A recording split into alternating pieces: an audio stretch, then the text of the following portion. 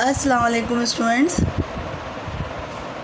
आज हम डिस्कस करेंगे कि अगर वैल्यू कॉमन फ्रैक्शन में दी हुई हो तो हम उसका स्क्वायर रूट कैसे मालूम करेंगे। ठीक है, क्वेश्चन है हमारा find the square root of common fraction. कि अगर वैल्यू आपको कोई भी वैल्यू अगर आपको फ्रैक्शन के फॉर्म में दी हुई हो, फ्रैक्शन की फॉर्म कैसी होती है कि इसकी जो ऊपर वाली वैल्यू है ये न्यूमरेटर है और नीचे वाली वैल्यू डिनोमिनेटर है। फ्रैक्शन ये कॉमन फ्रैक्शन है। फ्रैक्शन में वैल्यू दी हुई हो तो प्राइम फैक्टराइजेशन मेथड के ज़रिए स्क्वायर रूट कैसे मालूम किया जाता है, आज मैं आपको ये सिखाऊंगी। आज हम ये पढ़ेंगे। तो स्टार्ट करते हैं सॉल्यूशन।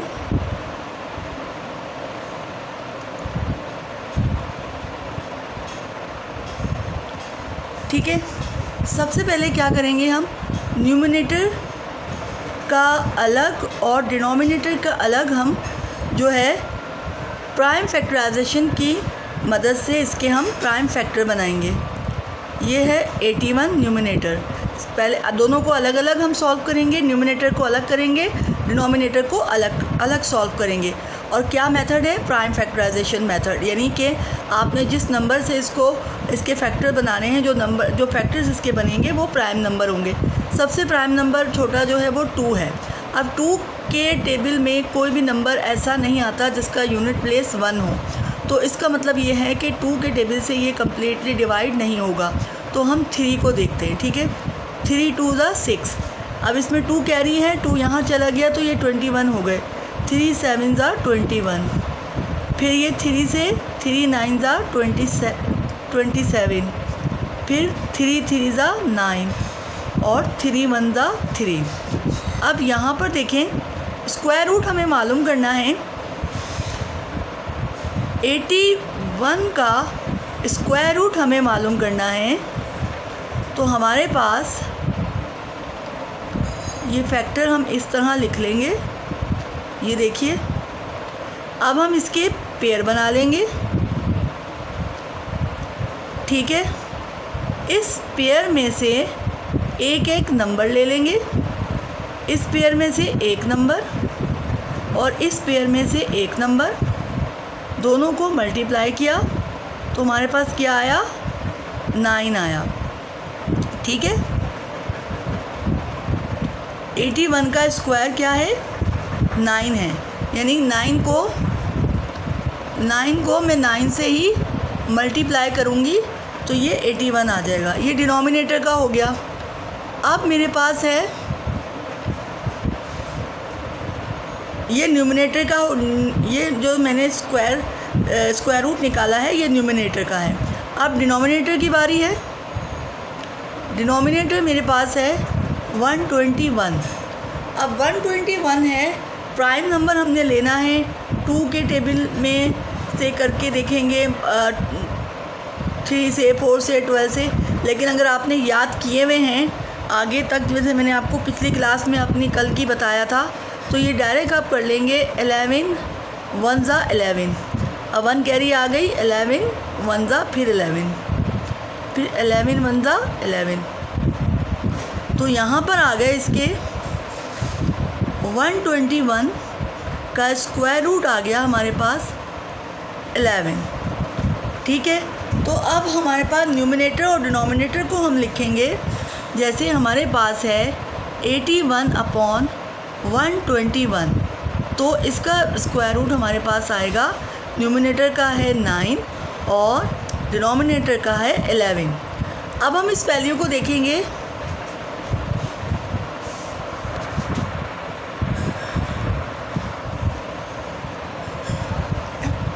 121 है। 121 के अगर आपने नंबर 2 से याद किए हुए हैं, जैसे कि मैंने आपको कल अपनी क्लास में बताया था, तो आपको डायरेक्ट पता चल जाएगा कि ये 11 से डिवाइड होगा।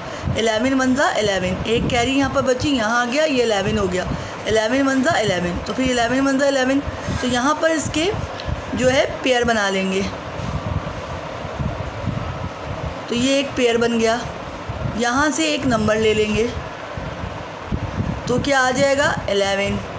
अब यहाँ पर न्यूमरेटर जो था हमारे पास, न्यूमरेटर था 81 81 का जो स्क्वायर रूट है 9 और 121 का स्क्वायर रूट है 11, तो ये आ जाएगा 9/11 क्योंकि हमारी वैल्यू फ्रैक्शन में थी। अब अगर हम इस वैल्यू को देखेंगे कि अगर ये कैंसिल हो रहा है तो इसको कैंसिल करेंगे, अगर नहीं कैंसिल हो रहा तो इसके जस्ट ये आपका ये आंसर है, यानी ये स्क्वायर रूट है आप किसका 81/121 का स्क्वायर रूट है 9/11। तो ये कॉमन फ्रैक्शन को अगर आपको स्क्वायर रूट मालूम करना है और कॉमन फ्रैक्शन में वैल्यू या फ्रैक्शन में वैल्यू दी हुई है तो इसको किस तरीके से सॉल्व करेंगे ये मैंने आपको बताया। एक और एग्जांपल हम देखते हैं कि मेरे पास वैल्यू है 1764/7744। अब इसमें ये न्यूमरेटर है और ये डिनोमिनेटर है, दोनों के अलग अलग स्क्वायर रूट हम मालूम करेंगे। ठीक है, अब हम इसको प्राइम नंबर से लेंगे। प्राइम नंबर से ले सबसे छोटा प्राइम नंबर क्या है 2 से करके देखते हैं। 2 8 ज़ा 16, 1 कैरी यहाँ चले गई, 2 8 ज़ा 16 और 2 2 ज़ा 4। फिर 2 से करेंगे 2 4 ज़ा 8, 2 4 ज़ा 8, 2 1 ज़ा 2। 3 से करके देखते हैं, 3 1 ज़ा 3। अब यहाँ पे आ गया 3 4 ज़ा 12 और 3 7 ज़ा 21। अब हम यहाँ करके देखेंगे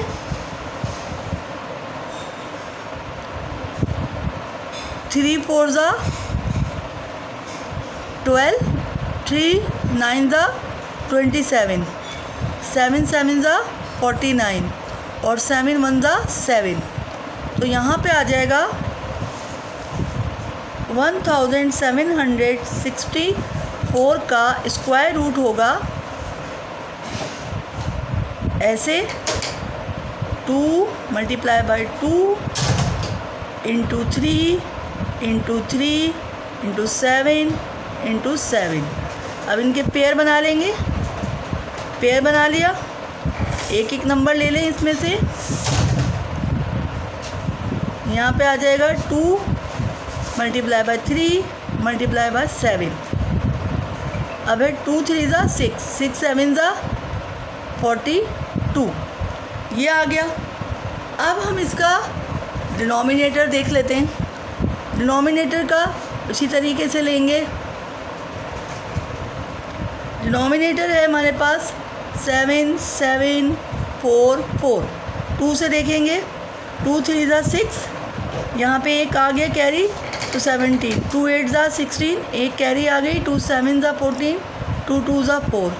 फिर 2 से लेंगे 2 1 ज़ा 2, एक कैरी यहाँ चली गई, 2 9 ज़ा 18, 2 3 ज़ा 6, 2 6 ज़ा 12। फिर 2 से करके देखते हैं 2 9 ज़ा 18, 2 6 ज़ा 12, 2 8 ज़ा 16, कैरी चली गई। फिर है 2 4 ज़ा 8, 2 4 ज़ा 8, एक कैरी यहाँ आ गई, 2 8 ज़ा 16, 2 4 ज़ा 8। फिर है 2 2 ज़ा 4, 2 4 ज़ा 8, 2 2 ज़ा 4। फिर नीचे आइए, फिर 2 से 2 1 ज़ा 2, 2 2 ज़ा 4, 2 1 ज़ा 2। अब आपको पता है 11 1 ज़ा 11, 11 ज़ा यानी 11 1 ज़ा 11, 1 कैरी तो 11 1 ज़ा 11, तो ये आ गया 11 1 ज़ा 11। ठीक है, अब इसके पेयर बना लेंगे हम यहाँ पर। यहाँ देखिए ये हमारे पास है 7 7 4 और 4 4। यहाँ पर अब इसके हम फैक्टर लिख लेंगे। हमारे पास है 2 × 2 × 2 × 2 × 2 मल्टीप्लाई बाय 11 मल्टीप्लाई बाय 11। अब इनके पेयर बना लें। यहाँ इनके पेयर बन गए। ठीक है, एक इसमें से ले लें, एक इसमें से नंबर ले लें, एक इसमें से ले लें, एक इसमें से ले लें। ये 2 × 2 मल्टीप्लाई बाय 2 मल्टीप्लाई बाय 11। अब इन सब को मल्टीप्लाई कर लें। 2 2 ज़ा 4, 4 2 ज़ा 8 और 8 11 ज़ा क्या होगा 88। ठीक है, इस तरह हमारा स्क्वायर रूट बनेगा। स्क्वायर रूट यहाँ लिख देती हूँ मैं। स्क्वायर रूट हमारा यहाँ बनेगा, यहाँ पे है हमारा जो क्वेश्चन है वो है ये है हमारे पास 1764 अपॉन 7744 इज इक्वल टू, ये हमारे पास आ जाएगा 42 अपॉन 88।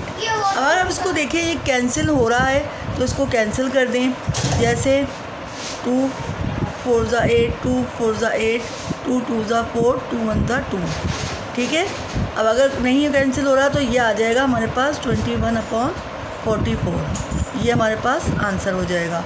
तो ये दो एग्जांपल मैंने आपको बताई कि न्यूमिनेटर वैल्यू अगर आपको दी हुई हो फ्रैक्शन में और उसका आपने प्राइम फैक्टराइजेशन मेथड के ज़रिए स्क्वायर रूट मालूम करना हो तो कैसे करेंगे। आई होप इन दो एग्जांपल से आपको समझ में आ गया होगा।